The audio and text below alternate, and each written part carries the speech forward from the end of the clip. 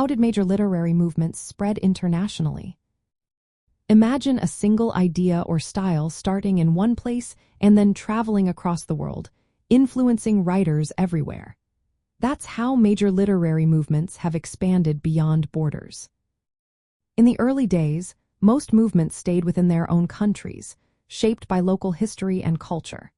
For example, Romanticism began in late 18th century Europe, especially in Britain and Germany, as a reaction against the rational ideas of the Enlightenment and the rise of industrialization. But as time went on, new ways of communicating made it easier for these ideas to reach other parts of the world. The printing press was a game changer.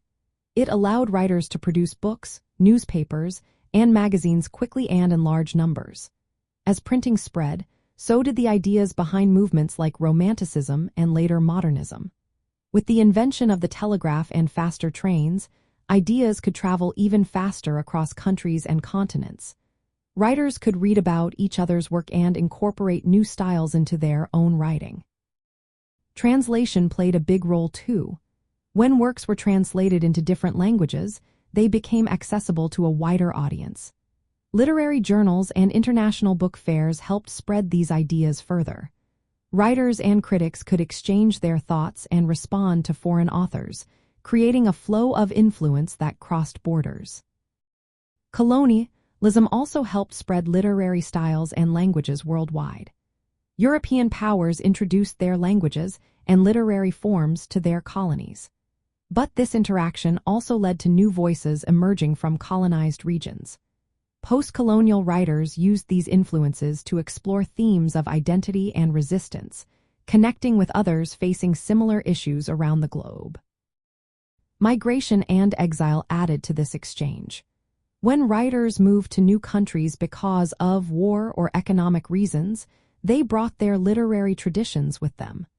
Many blended their native styles with new influences, creating hybrid forms that resonated internationally. Organizations and conferences brought writers and critics together. These gatherings fostered conversations about shared themes and ideas, helping movements like modernism and postmodernism become truly global. Major world events also played a part. The upheavals of the world wars and social revolutions created common experiences. Writers responded to these shared struggles, which helped unify their ideas and styles across different countries. For example, modernist writers from Europe and North America exchanged ideas about narrative and language. Later, postmodernism and postcolonialism brought writers from diverse backgrounds together to question ideas of truth, power, and cultural identity. All these factors meant that writers were no longer isolated in their own countries. They could learn from each other, challenge existing ideas, and develop new styles that traveled across borders.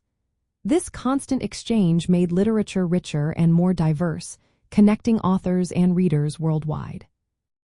Understanding how literary movements spread helps us see literature as a lively, interconnected world.